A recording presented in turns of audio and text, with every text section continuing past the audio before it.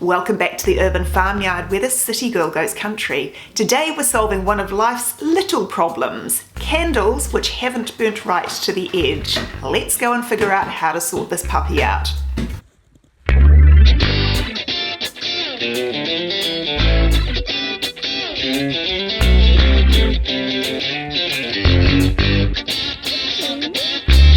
Hi guys, well I burn a huge number of candles in this house. It is partly because I like the smell and partly because I have a lot of animals here and I think it just helps to lift the aroma in the atmosphere. One of the problems I encounter from time to time though is the candle doesn't burn completely to the edge, it actually tunnels, and this happens for one of two reasons. The first reason why this can happen is you may be burning an inexpensive candle that actually has the wrong size wick in it. There's a particular art to candle making, and part of the art to that is figuring out the size of container and the appropriate size of wick so that the wick generates enough heat to melt the wax right to the edge of the container. In a lot of inexpensive candles, they actually downgrade the size of the wick, which means it's not generating sufficient heat and it's actually never going to burn to the outside of the container. So what you may have is a candle which actually is always going to tunnel and is never going to burn nice and cleanly.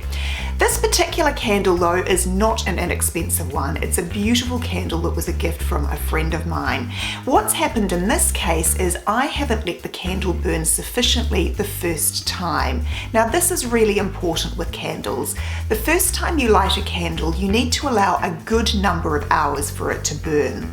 The very first burn takes longer than subsequent burns, and you need to give it time for the wax to melt completely from the wick to the outer edge of the container, and that's what's happened with this candle. I lit it quickly, I let it burn for a couple of hours, but I didn't let it burn sufficiently to melt completely to the edge of the container, and that's meant that we've ended up with this tunneling effect.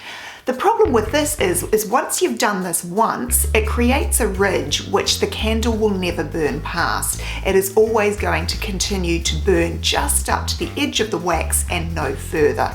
That means the tunneling is going to become worse and it's never going to burn completely down. So today we're going to go and fix this so that I can start to burn this candle cleanly. Doing this is relatively simple. What I'm going to do is pop this candle in a little pot.